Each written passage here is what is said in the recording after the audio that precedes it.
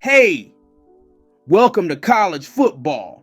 My name is Jesse. Before you jump into that video, make sure you visit cooladman100x.com to get custom ebooks and other things that's available on the website. Link will be in the description below. Also, visit the NFLShop to get yourself some Kansas City's Chiefs gear and your own personal team gear as well. And also, all the other sponsors will be in the description below. Now, back to Kool-Aid. It's your boy Cooladman100x. How you guys doing? Welcome to college football. So, I want to thank Jesse for telling you guys what to do. So, we're going to be jumping into Oregon's offensive playbook. We're going to be jumping into the gun trips. And I'm going to give you guys a little mini scheme that you will run in the gun trips out of Oregon offensive playbook. So what we're going to be understanding here is we're going to be coming out in slot drive. We're going to be coming out in slant spacing, vert Z-man, inside zone, and speed option. I know you're wondering, Kool-Aid, why the hell you're not putting the RPO and the read bubble in here? Because 90% of y'all use that. Like I would say 100%, everybody's going to put the read bubble in there. Everybody know how to run it. I'm not going to give you something you already know. I'm not that type of guy.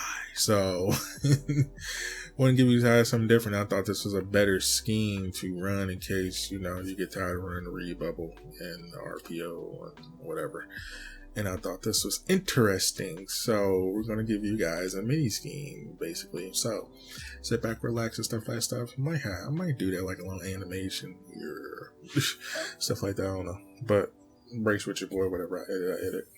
So sit back and relax, enjoy, get your blankets, snacks, or whatever. We're about to jump into a deep dive, mini scheme, and all that stuff. So we're coming out in our slot play, and we got spacing, verts, inside zone, and speed option. Now, with Oregon is pretty good because you can actually, versatile your offense. So in this slot situation, I hate comeback routes because I think they're just a waste of damn route. So in this instance, me personally, I like to do speed outs or fades because I feel as though my square route receiver is my free route receiver.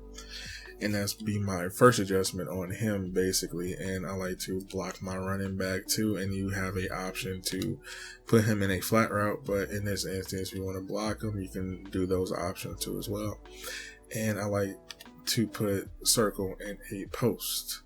And that's about it. That is really my adjustment for this because I'm already hitting high-low situations, table routes, out routes, everything that I want to hit, basically. So depending on how the defense is actually ran, I can do a lot of things with my offense. So in this instance, I can put him in a flat, check down to the flat, and open up my receiver. So that's the first adjustment too. So once again, you can do speed out in this instance here. I could probably do a fade and put my running back in a block and put him in a post. So yeah, once I feel as though he's getting beat deep, then I can, throw it deep and stuff like that. So depending on how the defense is playing him, that's when I go from fade to speed route. So that's pretty much it. So when I'm not blocking a running back or blocking a running back, I can hit my check downs quicker and understand where I'm throwing to. So yeah, that's pretty much it. The next play is going to be slant spacing. I like about slant spacing is that it adds a little bit more versatility. I don't like the pull down. So what I like to do here is put circle and a drag and R1 in a slant here. Then I put my running back in a flat. Now this makes it a little bit more better. So now it actually adds different routes and open up the right side of the field for me to go one-on-one with defenders and all the other things that I want to do. So when I come out in this play, here I actually put circle on this drag here, R1 slant, so that gives me a high-low effect here with the cross. Then I could put him in a flat.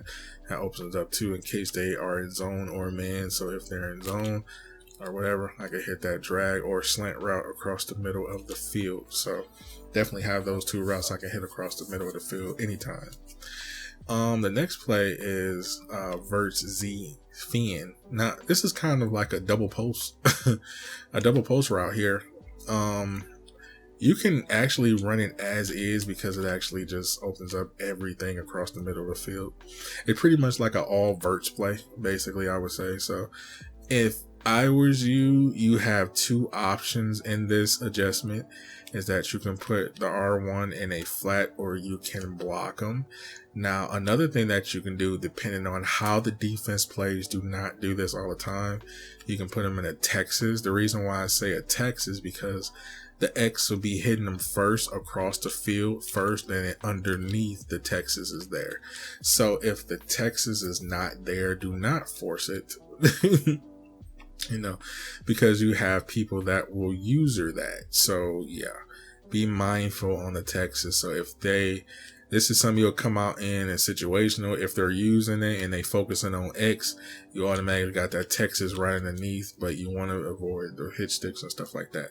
That's where you want to take Fin for its real value. So in other words, me personally, I block them, but if I don't see it situational, I usually hit X right across the middle of the field because nobody really defends that route well. So yeah, that's pretty much it.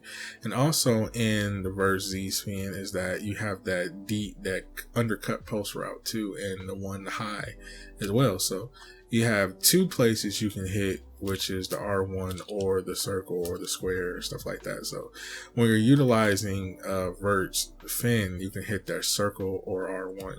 But X is mostly going to be the main route you focus on because that delay with R1 will survive in the pick or a user. So be mindful of X and your running back being the choice a lot. But if that circle comes underneath because he does that hard cut, and that's where circle is being more valuable at. So yeah. So the last two is going to be inside zone or speed option. Now, just like I said, for the inside zone, it's a 3-way running play. If you're interested in my video for that, definitely go check it out. Inside zone out of this formation is deadly because you get very big holes without even slide protecting. Without slide protection, you pretty much can use your way straight up the field, you know, in a minute. Then adding the onslaught, which is the speed option, which make it even better because you're going to the right side of the field, and this is actually adding versatility to your offense. So when you're running the slot, when you're running the inside zone, the slot, and adding that versatility to it, it makes it way more better for the run game for you to take it downfield after hitting them with those 3 plays. So then after you do all these 3 plays on the running play, then you can hit them with the read bubble and the RPO and all the other stuff that you want to hit too. But I thought this was a very simple scheme that you can definitely roll down the field and get because it's overall using all of the field, you know. You're utilizing the left and the right. So just like I said, you can utilize the left and the right, but you know, my favorite play out of this is pretty much the speed option and the running play because I love running, but that hard circle route is very deadly. And if they're not depending on the zone, you can always flip down to it very quickly.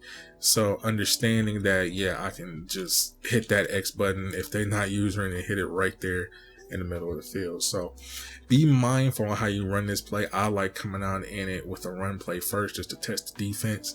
And if you're utilizing this play, make sure you utilize it in a short, high, low situation and just adding versatility to different type of plays and just attacking zones, safe throws, safe catches, all that stuff that you want to use. So I hope you enjoyed this little mini scheme from Oregon.